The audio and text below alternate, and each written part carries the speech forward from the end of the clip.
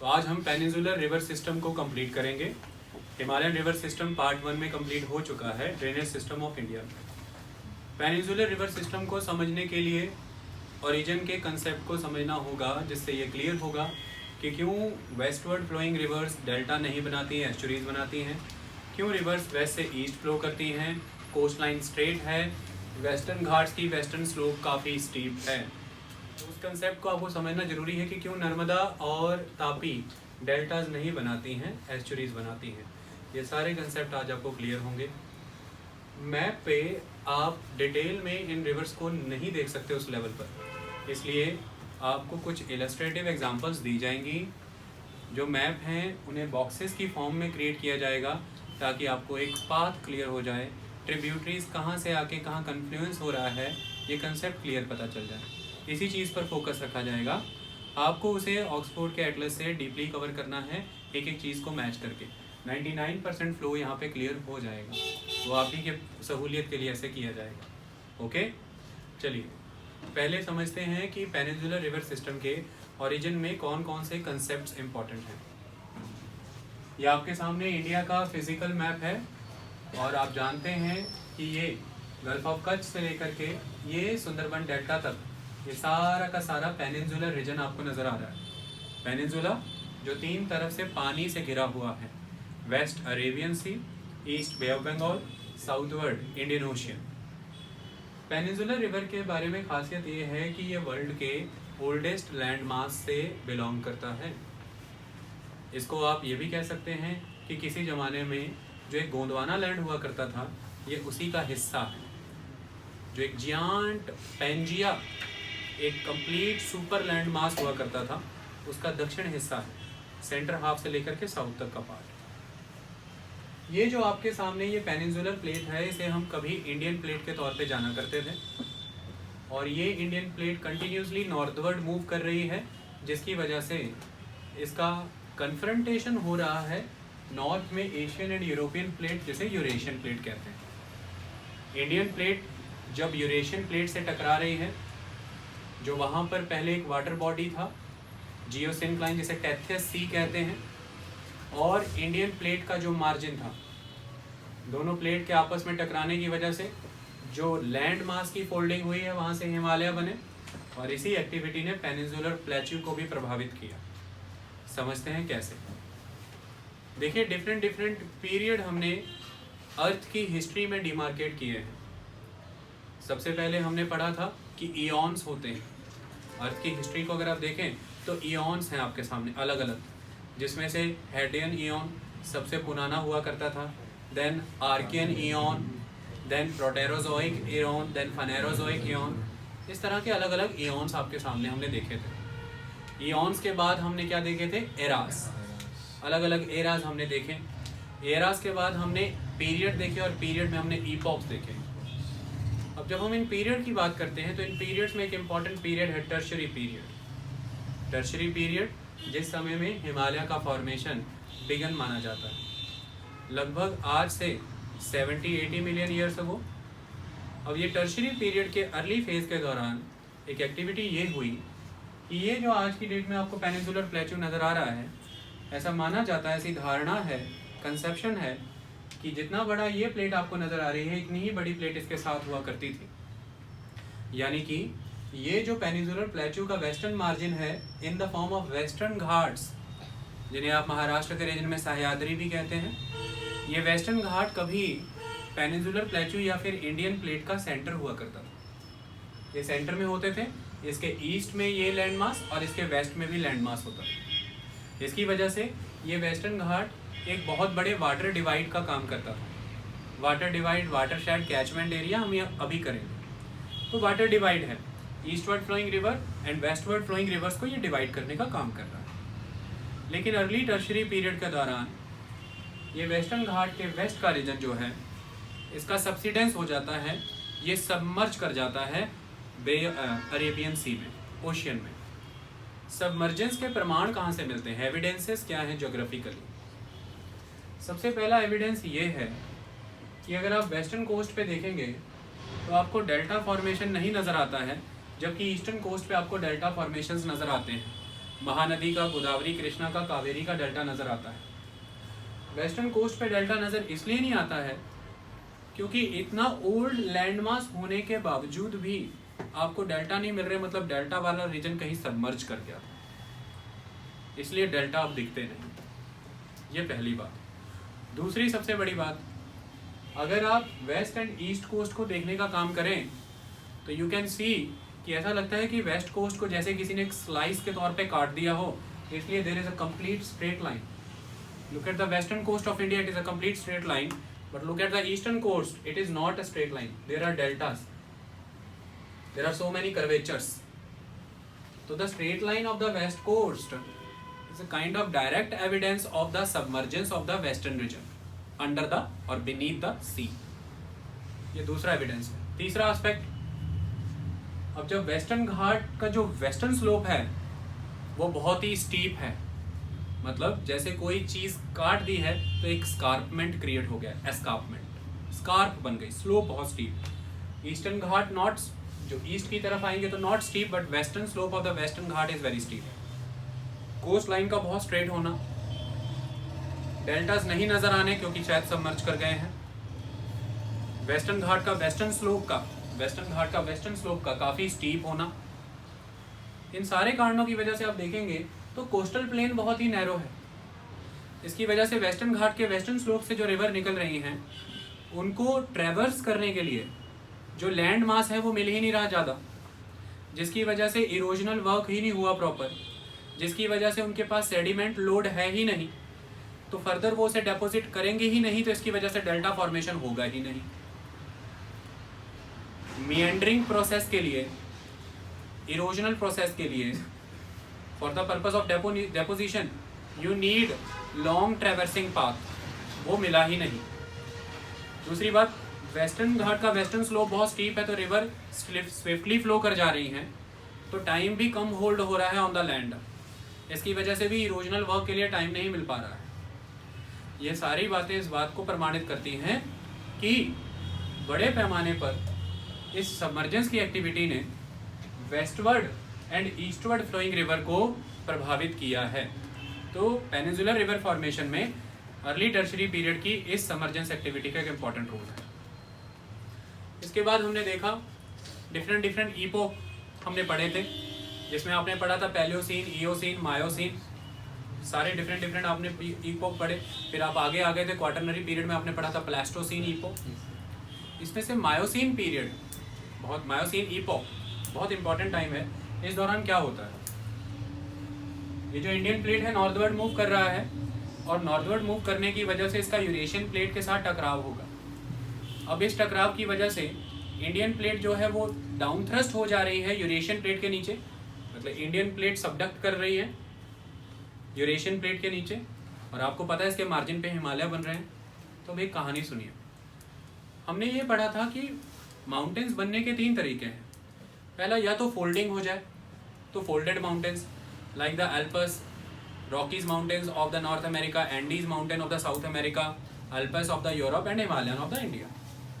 दूसरा तरीका हमने ये देखा था कि 3 ब्लॉक आपके सामने हैं, ये 3 ब्लॉक आपके सामने हैं, इन ब्लॉक में से या तो सेंट्रल ब्लॉक डाउन थ्रस्ट कर जाए, नीचे की तरफ ढह जाए, तो ये दोनों माउंटेन की फॉर्म में नजर आने शुरू हो जाएंगे, और या दूसरा तरीका ये था कि ये दोनों साइड के ब्लॉक जो हैं ये डाउन थ्रस्ट कर जाएं, साइड के ब्लॉक डाउन थ्रस्ट कर जाएं, तो इसकी वजह से ये सेंट्रल रीजन माउंटेन की तरह नजर आने लग जाएगा। या तीसरा तरीका ये था कि ये सेंट्रल रीजन अप थ्रस्ट हो जाए या साइड के रीजन अप थ्रस्ट हो जाए, तो वो माउंटेन हो जाएंगे। तो they are block mountains like the Vosges mountain of the Europe. उसके बाद तीसरा हमने पढ़ा था कि वॉल्केनिक माउंटेन होते हैं, जब वॉल्केनिक वायलेंट वे में इरप्ट होता है, जैसे माउंट फुजियामा, माउंट किलिमंजारो, इस तरह के माउंटेन। अब इसमें आपने एक चीज़ पढ़ी कि डाउन थ्रस्टिंग हो रहा है, अप थ्रस्ट हो रहा है, तो इसमें रीज़न रिस्पॉन्सिबल ये है कि ये जो सेंट्रल ब्लॉक है उसका डाउन थ्रस्टिंग का रीज़न ये है कि उसके नीचे का जो मैग्मा चैम्बर है, जो मेंटल है या जो प्लेट्स हैं वो स्क्विड कर गई हैं, वो डाउन थ्रस्ट कर गया।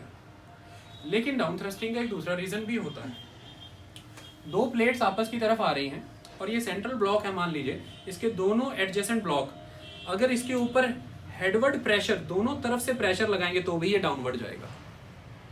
कोई भी सेंट्रल मास के ऊपर दोनों एंड से अगर प्रेशर लग रहा है ऊपर के रीजन से तो वो भी नीचे की तरफ जाएगा। तो इसकी वजह से अगर आप देखें तो पेनिनसुलर प्लेट्यू के नॉर्दर्न मार्जिन पे आपको दो डाउन थ्रस्टेड रीजन नजर आते हैं, दो डाउन थ्रस्टेड रीजन, दो रिफ्ट वैलीज नजर आती हैं जहां से आज की डेट में फ्लो कर रही है नर्मदा और तापी। यही कारण है कि नर्मदा और तापी अपने डेल्टा नहीं बनाती। क्यों?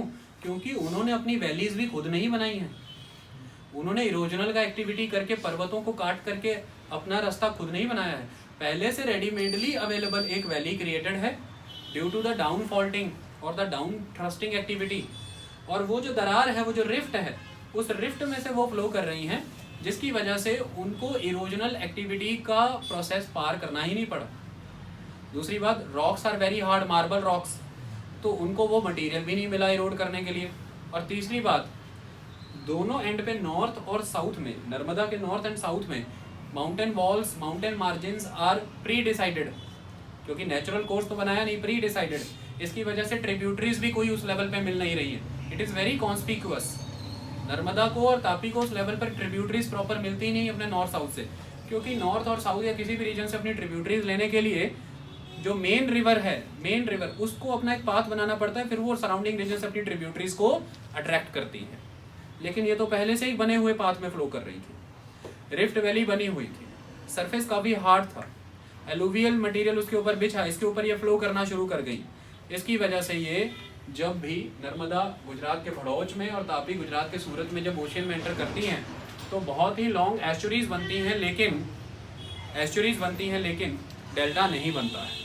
ये आपको क्लियर हुआ कि नर्मदा तापी डेल्टा क्यों नहीं बनाती हैं? बहुत ही हार्ड सरफेस से फ्लो करती हैं तो इरोडेड मटेरियल नहीं मिलता है। दूसरा, ऑलरेडी फॉर्म्ड वैलीज में फ्लो करती हैं, रिफ्ट वैलीज में, तो अपने लेवल पर प्रयास नहीं है, मेहनत नहीं है, इरोजनल एक्टिविटी हुई ही नहीं है जैसा हिमालय की नदियाँ और दूसरी नदियाँ करती हैं। और तीसरा, क्योंकि नॉर्थ एंड साउथ बाउंड्रीज यानी कि banks are pre decided with the highland regions like the Vindhya and the Satpura, तो उनको काट करके भी नदियाँ नहीं आ रही हैं in the form of tributaries, तो वो भी अपने साथ सेडिमेंट लोड नहीं लेकर के आ रही हैं। इसकी वजह से भी आपके पास कंटेंट नहीं है डेल्टा बनाने के लिए, तो आप चुप करके अरेबियन सी में चले जाते हैं और एस्चुरी बनाते हैं। ये दूसरा कारण था जो फ्लो के पैटर्न को बताता है। यही इंपॉर्टेंट टाइम था जिस टाइम पर ये डाउन थ्रस्टिंग हुई है, उसी समय पर जब ये इंडियन प्लेट हिमालयन यानी कि यूरेशियन प्लेट के साथ टकराती है। इसी टकराने के दौरान टिल्टिंग भी हुई है वेस्ट से ईस्टवर्ड। वेस्टर्न रीजन थोड़ा सा रेज हो गया, ईस्टर्न रीजन थोड़ा सा दब गया। और इस टिल्टिंग की वजह से आप देख सकते हैं कि जितनी भी पेनिनसुलर रिवर है मेजर, सारी वेस्ट से ईस्टवर्ड फ्लो करती हैं। सभी का सोर्स वेस्टर्न घाट में और ईस्टवर्ड जाती हैं, चाहे वो गोदावरी है, चाहे कृष्णा है, चाहे कावेरी है, और चाहे वो उनकी ट्रिब्यूटरीज हैं, चाहे महानदी है, चाहे पेन्नेरू है, चाहे पुनैयार है, चाहे वैगई है, सारी की सारी वेस्ट से ईस्टवर्ड फ्लो कर रही है, क्योंकि इंडियन लैंड मास का एक नेचुरल टिल्ट है ईस्टवर्ड। ये एक इम्पॉर्टेंट, इन तीन चीज़ों ने निर्धारित किया है कि पेनिनसुलर भारत के पेनिनसुलर प्लेट्यू की रिवर का फ्लो का पैटर्न क्या रहेगा, ओरिएंटेशन किधर को रहेगी, बे ऑफ बंगाल की तरफ रहेगी, और किस स्टेज से फ्लो कर रही है। इतना कंसेप्ट क्लियर हुआ?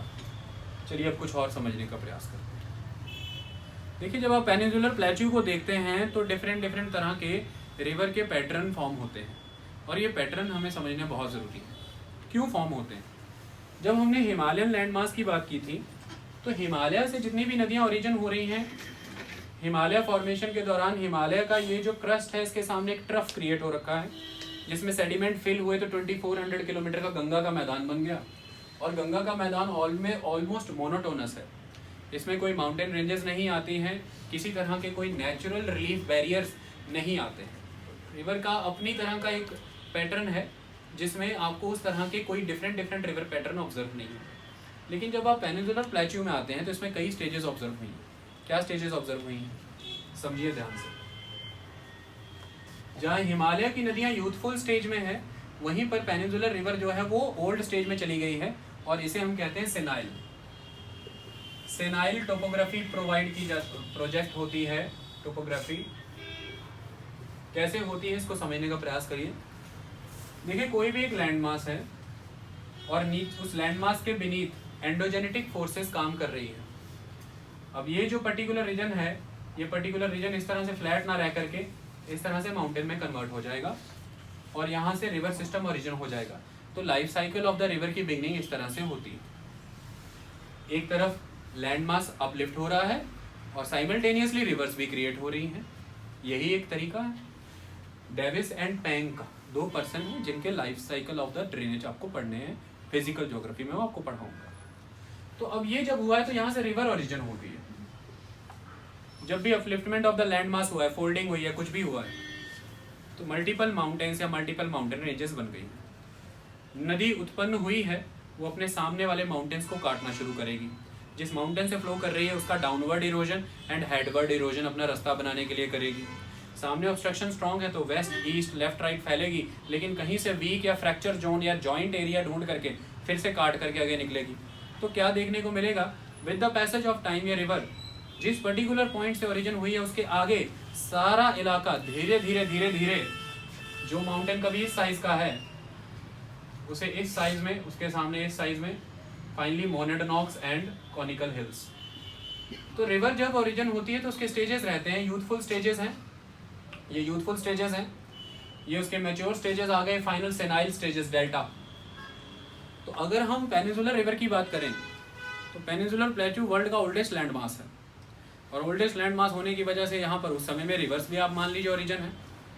तो रिवर्स ने अपने first second and third degree के सारे ग्रेड अचीव कर लिए हैं, फाइनल स्टेजेस में चल रही हैं, इसलिए पेनिनसुलर रिवर को हाईली ग्रेडेड रिवर्स कहते हैं। They have achieved all the grades of the life cycle of the river channel. आई बात समझ में? तो ग्रेडेड रिवर्स है। अब ग्रेडेड रिवर के साथ साथ और क्या क्या इनका देखने को मिलता है कि ओल्ड लैंडमास से फ्लो कर रही हैं, इसलिए आप देख सकते हैं कि बहुत ही एक्सटेंसिव डेल्टास भी हैं। महानदी का गोदावरी, कृष्णा का कावेरी का डेल्टा देखेंगे तो फ्रंट से माउथ से 120, 130, 140 किलोमीटर की लेंथ है। Can you imagine? दूसरी बात, अगर लैंड से ओशियन की तरफ देखेंगे तो 35 से 40 किलोमीटर प्रोजेक्टेड है। अब मेन लैंड से ओशियन की तरफ देखें तो 40 किलोमीटर तक प्रोजेक्टेड है। ये बहुत ही लॉन्ग टर्म में होता है। ये एविडेंस है इस बात का कि लंबे समय से नदियाँ बह रही हैं। दूसरा एविडेंस। तीसरी अगर हम बात करें, ओल्ड है, रिवर जो है बहुत ही रगड़, बहुत ही टफ हार्ड सरफेस से फ्लो कर रही हैं, पहली बात। दूसरा, बहुत लॉन्ग टाइम से फ्लो कर रही है, अपने सेनाइल स्टेज को अचीव कर चुकी हैं, तो हेडवर्ड इरोजन का तो स्कोप ही नहीं है। जब हेडवर्ड इरोजन नहीं है, लैंड इतना ओल्ड हो चुका है तो ग्रेडियंट भी नहीं है, और जब ग्रेडियंट ही नहीं है, सरफेस इतना हार्ड है, आपके पास सेडिमेंट भी नहीं है, तो आपके फ्लो में उस लेवल पे ऑब्स्ट्रक्शंस भी नहीं है। इसकी वजह से दो चीज़ें होंगी, ना तो आपके पास ताकत है इतनी कि आप अपना लेफ्ट राइट बैंक को इरोड कर सकें, लेटरल इरोजन नहीं, हेडवर्ड इरोजन नहीं, तो इरोजनल एक्टिविटी उतनी स्ट्रांग नहीं। दूसरा, डेपोजिशनल एक्टिविटी भी नहीं है क्योंकि मटेरियल का ही लैक है। Due to lack of erosional activity there is a lack of sediment, lack of material. इसकी वजह से डेपोजिशनल एक्टिविटी भी नहीं है। मिडवे में जो भी है वो कोस्ट पे जाके मिलेगा in the form of delta.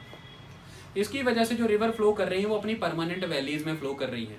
आपको हिमालय की रिवर की तरह, यानी कि ग्रेट प्लेन की नदियों की तरह मिएंडरिंग देखने को नहीं मिलता। कोई भी नदी मिएंडर क्यों करती है? हिमालय से जब रिवर्स निकली थी, इतने जबरदस्त माउंटेन से फ्लो होकर के आ रही है, इतना स्टीप ग्रेडियंट है हिमालय में, इतना जबरदस्त हेडवर्ड इरोजन किया, लेफ्ट राइट इरोजन किया, फिर इतनी सारी हेड वाटर्स मिले उनको आकर के, उनका इरोजन है, तो इतना ह्यूमंगस सेडिमेंट हिमालय से आके अब्रप्टली प्लेन में आके गिर गई, सारा ग्रेडियंट अब्रप्टली कट ऑफ हो गया। इसकी वजह से सारा मटेरियल वहीं पे लोड किया, अब वही मटेरियल आगे बढ़ने नहीं दे रहा, तो लेफ्ट फ्लो कर रही है, राइट फ्लो कर रही है, मिएंडर कर रही है, स्लगिश। ये मिएंडरिंग पेनिनसुलर प्लेट्यू में नहीं होगी। स्ट्रेट रिवर पाथ होगा, रिवर पाथ स्ट्रेट होगा। इतने लंबे समय से इरोजनल प्रोसेस चल रहा था, तो जो रिवर का बेड है उस पर सेडिमेंट डिपॉजिट होते होते होते होते रिवर बेड राइज कर जाएगा। तो rivers are shallow, not deep. Rivers are shallow, rivers are straight. But इतने लंबे समय से आपने इरोजन किया है, बिल्कुल ठीक है कि गंगा की नदियों की तरह आप लेफ्ट राइट मिएंडर नहीं करते हैं, लेकिन due to the long erosional processes आपने एक स्टेबिलिटी अचीव किया, उसकी वजह से आपका जो रिवर चैनल है वो स्ट्रेट तो है लेकिन ब्रॉड है, इट इज़ वेरी ब्रॉड। तो broad, shallow, shallow and straight river channels देखने को मिलते हैं। नो मिएंडरिंग देखने को नहीं मिलती है। कहीं कहीं पे मिलेगी कोस्टल रीजन के अराउंड देखने को मिलेगी, डेल्टास देखने को मिलेंगे, ग्रेडेड रिवर चैनल देखने को मिलेंगे, सेनाइल टोपोग्राफी देखने को मिलेगी। लेकिन आर्कियन पीरियड से चला आ रहा है ये इंडियन लैंड मास। जब पृथ्वी में आउटर शेल ने पहली बार गैसियस फॉर्म से लिक्विड और लिक्विड से सॉलिड बनना शुरू किया था, उस समय से जो फर्स्ट रॉक बनी है उससे बना है ये। तो तब से लेकर के अब तक कुछ टर्बुलेंसेस इस प्लेट पे भी आए हैं, डिफरेंट टाइम पे वॉल्केनिक लावा इमरजेंसीज भी हुई है। इस दौरान अब्रप्टली एक यूनिक टोपोग्राफी दिखती है कि बीच बीच में रेजुविनेशन भी है, रिवर बहुत ईजिली फ्लो कर रही है और उसके पास में अचानक से अपवर्ड लैंड राइज कर गया और वहाँ से फिर वाटरफॉल्स बनेंगे। तो आपको पेनिनसुलर रीजन में काफ़ी हद तक वाटरफॉल देखने को मिलेंगे जो रेजुविनेशन के फेजेस को दर्शाता है कि यहाँ पर समय समय पर रेजुविनेशन हुआ है, यानी कि रिवर के कोर्सेज में अपलिफ्टमेंट्स आई हैं। इसलिए आपको अगर आप कावेरी नदी पे हैं तो शिवसमुद्रम वाटरफॉल देखने को मिल जाएगा, अगर आप नर्मदा के ऊपर हैं तो धुआंधार वाटरफॉल देखने को मिलेगा, कपिल धारा वाटरफॉल देखने को मिलेगा, सहस्त्र धारा देखने को मिलेगा, डिफरेंट वाटरफॉल। अगर आप शारावती नदी पर हैं कर्नाटका में आपको गिरसोप्पा वाटरफॉल देखने को मिलेगा। अगर आप वराही नदी में हैं कर्नाटका में आपको कुंचिकल वाटरफॉल देखने को मिल जाएगा। तो डिफरेंट वाटरफॉल यहाँ पर पिक्चर्स ब्यूटी बनाते हैं, बहुत अच्छे हैं। दूध गंगा वाटरफॉल है, बहुत सारे वाटरफॉल्स वो रेजुविनेशन को दर्शाते हैं। आई बात समझ में, ये इंपॉर्टेंट है। जब भी हार्ड रॉक्स रहती हैं वहाँ से जो वाटर फ्लो करेगा वही वाटरफॉल की फॉर्म में ज़्यादा समय तक सर्वाइव करेगा, क्योंकि अगर सेडिमेंट्री रॉक्स होंगी तो वो वाटरफॉल उसको वाटरफॉल रहने ही नहीं देगा, उस सेडिमेंट्री रॉक को फ्लैट फॉर्म में कन्वर्ट कर देगा, क्योंकि sedimentary rocks are prone to the erosion.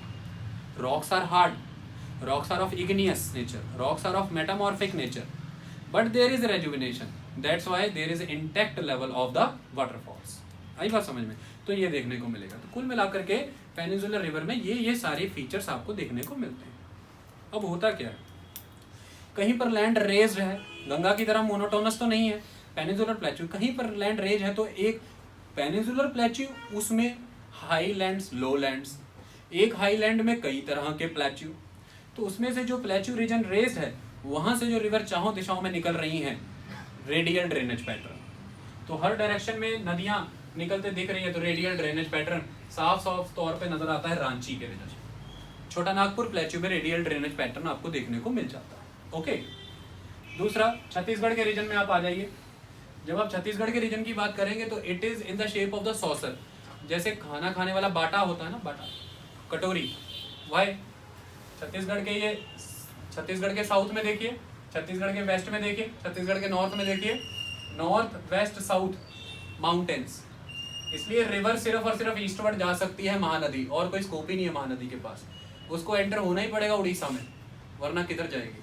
South में माउंटेन, वेस्ट में माउंटेन, नॉर्थ में माउंटेन, तो सॉसर शेप में है। नॉर्थ वेस्ट साउथ से नदियां आके वहीं गिर रही हैं, तो चारों दिशाओं से नदियां आकर के एक पॉकेट में गिर रही हैं, इट इज सेंट्रीपिटल। नदियां आके गिर रही हैं, तो नदियां गिर रही हैं। क्लियर कहानी, सेंट्रीपिटल ड्रेनेज पैटर्न, ये सेंट्रीपिटल ड्रेनेज पैटर्न। दूसरा इंपॉर्टेंट एस्पेक्ट, एक मेन रिवर फ्लो कर रही है और उसके चारों दिशाओं में हाईलैंड रीजन है, और वहां से डिफरेंट ट्रिब्यूटरीज आकर के उसको मिल रही हैं।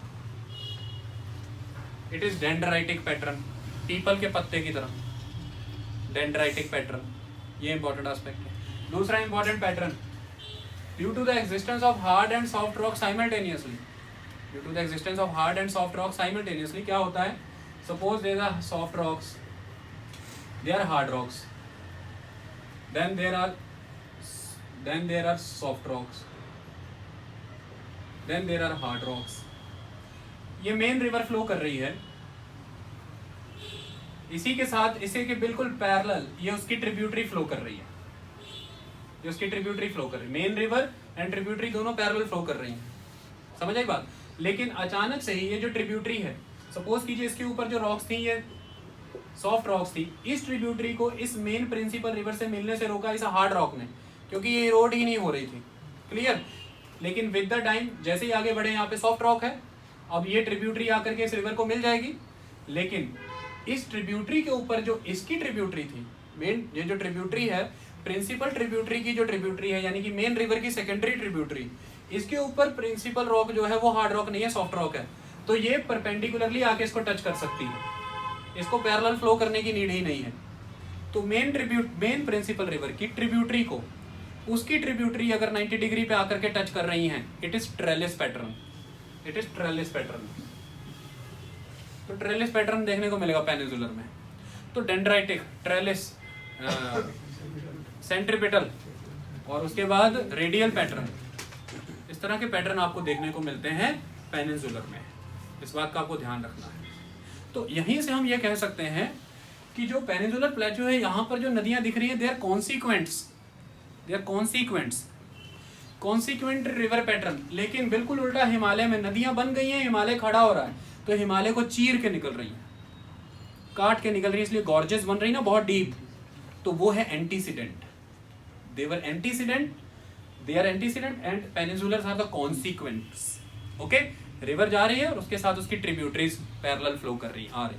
तो कॉन्सिक्वेंट रिवर पैटर्न देखने को मिल जाएगा पेनिनसुलर में। एंटीसीडेंट, पर्वतों के पहले से बनी नदियां जो पर्वतों को काट काट के आ रही है, वो देखने को मिल जाएगा आपको हिमालय में, गंगा की नदियों में। ये एक इंपॉर्टेंट कंसेप्ट है। मैंने रिवर के पैटर्न बता दिए, मैंने हिमालय रिवर की जो कैरेक्टरिस्टिक्स आज की डेट में आ रखी है वो बता दी। जब डिफरेंस बताऊंगा पेनिनसुलर का और हिमालय का, तब और अच्छे से क्लियर हो जाएगा। हमने ये बता दिया कि क्या क्या फ्लो का पैटर्न है। जनरल सेंस में बात करें तो ऑलवेज कहा जाता है ईस्टवर्ड फ्लोइंग रिवर्स है, बट आप अगर ज्योग्राफी के या यूपीएससी स्टूडेंट हैं तो जनरल सेंस नहीं, स्पेसिफिक सेंस में अगर हम बात करें तो फ्लो कैसा रहता है। 3 तरह के फ्लो रहते हैं। वो 3 तरह के फ्लो कौन से हैं? सबसे पहला एस्पेक्ट है कि साउथ ईस्टवर्ड फ्लो रहता है, not eastward. South eastward flow की बात करेंगे तो गोदावरी, कृष्णा, कावेरी का फ्लो साउथ ईस्टवर्ड है। तो गोदावरी, कृष्णा, कावेरी यानी कि जो वेस्टर्न घाट के ईस्टर्न फ्लैंक से, वेस्टर्न घाट के ईस्टर्न फ्लैंक से ओरिजिन हो रही हैं या वेस्टर्न घाट के टॉप से ओरिजिन हो रही हैं, वो साउथ ईस्टवर्ड फ्लो कर जाती हैं। पहली बात। नर्मदा और तापी की बात करें तो दे आर वेस्ट फ्लोइंग, तो वेस्टवर्ड फ्लो कर रही हैं। और नर्मदा के ऊपर विंध्या पर्वत के नॉर्दर्न फ्लैंक से निकलने वाली नदियां, चंबल, बेतवा, केन, ये सारी नदियां जो हैं ये नॉर्थ ईस्टवर्ड फ्लो कर रही हैं टुवर्ड्स द गंगा। ठीक है, तो 3 तरह के फ्लो मिले, south eastward, westward and north eastward. Okay, ये इंपॉर्टेंट है। तो ये इंपॉर्टेंट फ्लो भी हमने डिसाइड कर लिए हैं और अब हम 1 by 1 रिवर्स करेंगे with all the important tributaries and with all the important informations. Okay, अब हम आगे पढ़ना शुरू करेंगे। पहले महानदी रिवर सिस्टम को कवर करेंगे, फिर गोदावरी रिवर सिस्टम, फिर कृष्णा रिवर सिस्टम को कवर करेंगे, उसके बाद कावेरी रिवर सिस्टम। ये हो गई आपकी ईस्टवर्ड फ्लोइंग रिवर्स। फिर हम वो स्मॉल रिवर्स कवर करेंगे जो ईस्टवर्ड जा रही हैं, जैसे सुवर्णरेखा, ब्राह्मणी, पन्नेरू, पनैयार, बैगई। फिर वो नदियाँ जो शॉर्ट हैं लेकिन वेस्टवर्ड फ्लो करती हैं, जैसे गुजरात की साबरमती, बाही। बड़ी नदियों में नर्मदा, तापी। उसके बाद कर्नाटक की नेत्रावती को कवर करेंगे, शारावती को कवर करेंगे, काली नदी को कवर करेंगे। गुजरात की जुआरी, मांडवी को कवर करेंगे और केरला की भरतपुजा को, पेरियार को, भरतपुजा, पेरियार और भरतपुजा है, पेरियार और पंबा।